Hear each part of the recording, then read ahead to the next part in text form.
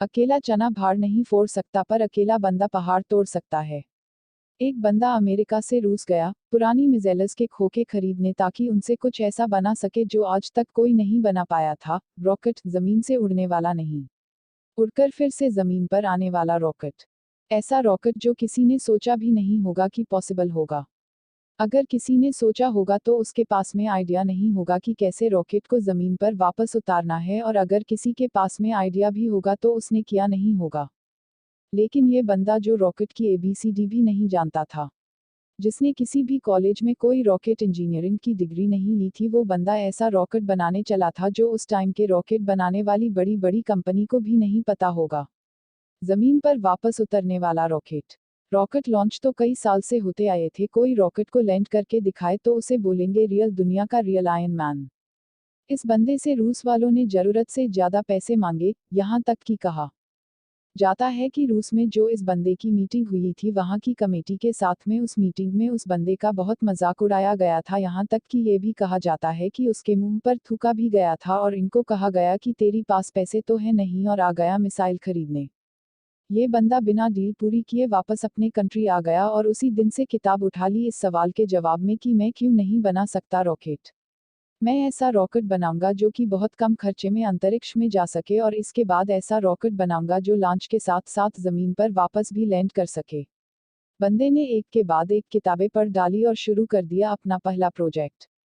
सन 2006 पहले लॉन्च के 37 सेकंड के अंदर ही लॉन्च के बाद रॉकेट वापस जमीन पर आकर गिर गया, और ये गिरना ऐसा था कि उस रॉकेट के टुकड़े टुकड़े हो गए। प्रोजेक्ट फेल हो गया। बंदा 4 साल से इस पर काम कर रहा था। 2002 से उसने काम शुरू किया था, 2006 में उसका पहला प्रोजेक्ट फेल हो गया, पैसों का बहुत नुकसान हो गया। बंदे ने फिर सवाल ढूंढने की कोशिश की, यार कहाँ कमी रह गई, रॉकेट लॉन्च क्यों नहीं हो पाया। 1 साल बाद फिर से रॉकेट लॉन्च किया, फिर से वही हुआ, मिशन फेल, रॉकेट क्रैश, पैसों का भारी नुकसान। फिर 1 साल बाद तीसरी कोशिश की और फिर वही हुआ, मिशन फेल, रॉकेट क्रैश, पैसों का भारी नुकसान। एक के बाद एक करके इसके 3 प्रोजेक्ट फेल हो गए। अब इस बंदे के पास में ना बड़ी मुश्किल से सिर्फ एक रॉकेट के जितने पैसे बचे थे, या उतने भी नहीं बचे थे कह लो। इतने अच्छे अच्छे इंजीनियर थे ना इस बंदे के पास में, वो सब इन्हें छोड़कर वापस चले गए। लेकिन इस बंदे में इतना जुनून था, इतना होमवर्क इसने कर लिया था, इसने सोचा कि एक बार और ट्राई करते हैं, लेकिन इसके पास में इतने पैसे नहीं थे कि ये अच्छे इंजीनियर को हायर कर सके, और ये घटिया इंजीनियर को रखना नहीं चाह रहा था। तो इसने डिसाइड किया कि जब मैंने इतनी पढ़ाई कर रखी है तो क्यों ना इस बार प्रोजेक्ट का चीफ इंजीनियर मैं ही बन जाऊं। वो बंदा खुद चीफ इंजीनियर था, जिसने रॉकेट साइंस की कोई इंजीनियरिंग डिग्री नहीं ले रखी थी। बड़ी अजीब सी बात थी और बड़ी रिस्की काम था ये, और पैसों का पहले ही भारी नुकसान हो चुका था। लेकिन इस बंदे की हिम्मत का नुकसान कोई नहीं कर पाया, पूरी जान चौथी कोशिश ने लगा दी, और उसके बाद में कुछ ऐसा हुआ ना जो आज तक कोई नहीं कर पाया। पूरी दुनिया ने एक नज़ारा देखा। दुनिया का सबसे कम बजट में उड़ने वाला रॉकेट सफलतापूर्वक लॉन्च हो गया था। साइंस की दुनिया में ऐसा करना पहली बार नहीं हुई थी, लेकिन इतने कम बजट के अंदर किसी रॉकेट को लॉन्च करना पहली बार हुआ था। ऐसा करके दिखाया उस बंदे ने जिसको कोई रॉकेट बनाना नहीं सिखाया। इस बंदे की कंपनी को दुनिया स्पेसएक्स के नाम से जानती है, और इसके रॉकेट में इतनी जान है ना कि नासा ने भी अपनी कई सैटेलाइट स्पेसएक्स के जरिए अंतरिक्ष में भेजती है। जब इस बंदे के 3 फेल लॉन्च के बाद में चौथा लॉन्च सफल हुआ ना, तो सफल होते ही नासा वालों ने कहा कि मुझे ये तुम्हारा रॉकेट चाहिए, और सक्सेसफुल लॉन्च के बाद में डील पक्की भी हो गई, क्योंकि इसके पहले सैटेलाइट को लॉन्च करने में नासा का बहुत खर्चा होता था। लेकिन ये बंदा यहीं पर नहीं रुकने वाला था, बोला कि अब ऐसा रॉकेट बनाऊंगा जिसको बार बार यूज किया जा सके। आमतौर पर क्या होगा है कि जब किसी सैटेलाइट को स्पेस में लॉन्च करना होता है तो वह सैटेलाइट अंतरिक्ष में लेकर के जाता है, साथ साथ में उसको कैरी करने वाला रॉकेट भी उसके साथ में चला जाता है। फिर आप उसको दोबारा यूज नहीं कर सकते, क्योंकि वो खत्म हो जाता है, यूज करने लायक वो बचता ही नहीं है। यानी कि ये बंदा ऐसा रॉकेट बनाना चाहता था जो अंतरिक्ष में जाकर के अपना काम करके सुरक्षित जमीन पर वापस आ करके लैंड हो जाए, ताकि उस रॉकेट में सिर्फ फ्यूल भरना पड़े और फिर वो वापस स्पेस में जाने के लिए तैयार हो जाए। जब इस बंदे ने 2011 में अनाउंस किया कि मैं लैंड करने वाला रॉकेट बनाना चाहता हूं, तो काफी लोगों ने इसकी मजाक बनाई। बड़े बड़े लोगों ने कहा कि ये फालतू का काम है, क्योंकि हवाई जहाज तो लैंड कर सकता है लेकिन रॉकेट को लैंड करवाना नामुमकिन है। लेकिन इस बंदे के दिमाग में नामुमकिन नाम की कोई चीज नहीं थी। इसके दिमाग में केवल जीत थी कि मैं लैंड करने वाला रॉकेट जरूर बनाऊंगा, सबको गलत साबित करके बताऊंगा। बंदे ने अगले 4 साल तक दिन रात एक कर दी, बहुत सारे फेल रॉकेट वेस्ट कर दिए। आखिरकार 2015 में पूरी दुनिया ने फिर से एक बार इस तरह का नज़ारा देखा जो वो आज तक सिर्फ हॉलीवुड की फिल्मों में देखते आई है। इस बंदे ने लैंड करने वाला रॉकेट बना दिया, असंभव को संभव कर दिया, और ये बंदा फिर नहीं रुका। उस अंतरिक्ष में जाने वाले सैटेलाइट कैरियर रॉकेट को इसने पानी पर तैरते प्लेटफॉर्म पर बड़ी ही एक्यूरेसी के साथ में लैंड करके दिखाया। रॉकेट अंतरिक्ष में जाता है और सैटेलाइट को अर्थ के ऑर्बिट में छोड़कर 10-12 मिनट में वापस आकर अपनी जगह पर खड़ा हो जाता है। इस बंदे को अगर दुनिया का आयरन मैन नहीं बोलेंगे तो फिर किसको बोलेंगे और क्या बोलेंगे? ये वही बंदा था कि जो बचपन में इतनी किताबें पढ़ डाली थी कि एक समय ऐसा आया कि इसके आसपास में किताबें कम पढ़ने लगी। लेकिन बंदे को पढ़ना था तो किताबों का स्टॉक खत्म होने के बाद में पूरा एनसाइक्लोपीडिया भी पढ़ डाला। ये बंदा आज दुनिया का सबसे अमीर इंसान बन चुका है। यह बंदा जिसका यह कहकर मजाक उड़ाया गया था कि तुम्हारे पास पैसे तो है नहीं और आ गए मिसाइल खरीदने, आज इस बंदे की औकात इतनी बढ़ चुकी है ना कि वो वैसे कमेंट करने वालों को लाखों बंदों को खरीद सकता है। और ये सच है कि पैसा इंसान को खरीद लेता है, और ये बंदा अमीर क्यों ना बने, क्योंकि ये डिजर्व करता है। इलॉन मस्क नाम तो सुना होगा।